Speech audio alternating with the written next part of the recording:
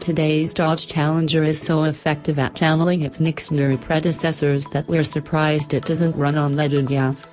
Delightfully brash if a bit toughish, it is an old-school type of badass that its main rivals have evolved away from. While Chevrolet and Ford were out chasing Nürburgring lap times with the latest Camaro and Mustang, Mopar engineers built a streetable Challenger that can pop a wheelie. The new for 2017 Challenger TA, however, is a hardcore reminder that, once upon a time, Dodge's muscle coupe was an actual production-based road racer.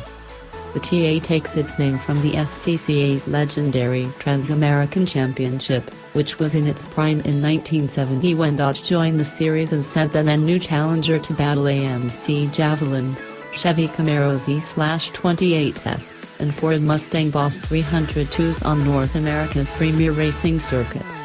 Although the 1970 Challenger TA was short-lived and ultimately unsuccessful in competition, its racing pedigree and scrappy attitude made Mopar royalty out of the 2,399 road-going homologation cars.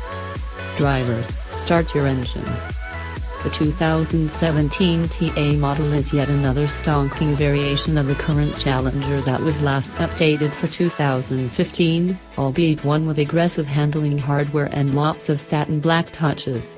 Its extra nostalgia comes as part of a $4,400 to $7,200 bundle, depending on the trim level and which Hemi V8 you opt for, a 5.7-liter with about 375 horsepower or 6.4-liter, close enough to 392 cubic inches to satisfy Chrysler's history-minded marketers, with 485 horsepower and 475 pounds-to-foot of torque. Our test car featured the latter mated to the Challenger's optional $1,500 8-speed automatic, which erases the 6-speed manual 392's $1,000 gas guzzler tax, effectively making the automatic transmission a $500 option. Dodge opened up the new TA engines breathing with a standard, variable performance exhaust system and a less restrictive air filter fed by both the hood scoop and a pair of air catcher intakes within the two inboard headlights, accented by LED-illuminated TA logos. Neither engine's output changes, but the 392's raucous bellow is too intoxicating to ignore. The Challenger's tripwire throttle and stubborn lack of traction make it tricky to leave the line without spinning the rear tires, but the Hemi's mellifluous wrap makes it even more difficult to lift off once the front starts.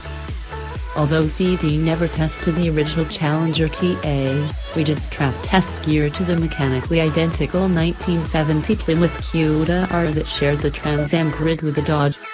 Powered by a conservatively rated 290 horsepower 5.6-liter, 340 cubic inch, V8 backed by a 4-speed manual, the 3,585-pound lazy 14.3-second quarter-mile run at 100 miles per hour pales in comparison to this big 392's 12.5-second blast at 116 miles per hour, on pace with similarly powered Challengers from the 21st century. While the manual gearbox would have been even more old-timey, we can't fault how quickly and deftly the new Challenger's ZF-sourced automatic controls the Hemi's thrust, whether on its own or via the wheel-mounted shift paddles.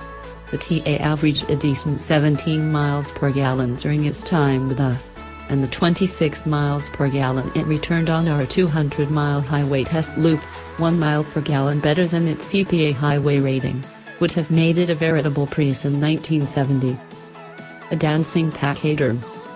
Decades of tire and suspension advancement also let today's car run circles around its predecessor at the test track. The TA stopped from 70 miles per hour in a solid 151 feet and topped the charts among modern Challengers with 0.93 grams of grip, which would be pretty impressive if the hottest Ford and Chevy pony cars weren't playing on the far side of 1.0 grams. Dodge's chassis upgrades come via the included SuperTrack pack, which lowers the body by 0.5 inch and fits non-adjustable Bilstein dampers and a 3-mode stability control system that can be fully deactivated.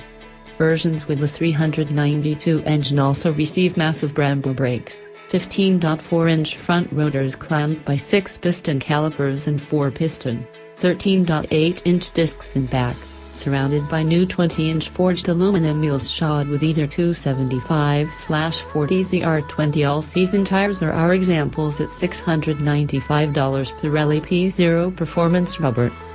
Apollo astronauts would have gotten a kick out of Dodge's performance pages that display on the infotainment screen with a touch of the Super Track Pack button.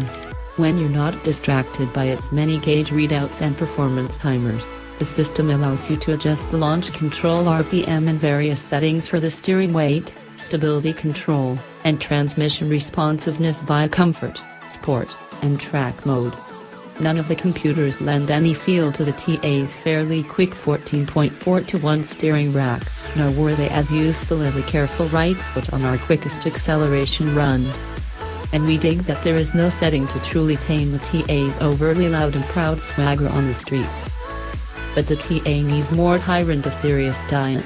With 55.3% of the cars hulking 4,274 pounds sitting over the front wheels, understeer is abundant and there's no escaping this Dodge's oppressive bulk. Body roll is minimal at the limit, but the stiff and choppy suspension containing all that mass had us wishing for the top-spec SRT 392 model's comfier 3-mode adjustable dampers.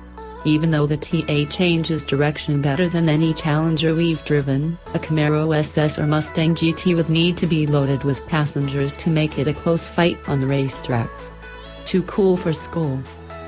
Our test cars destroyer great paint made for a sinister pairing with the TA package's matte black finish on the wheels, hood, fascia, roof, trunk lid, fuel filler door, and body side TA stripes.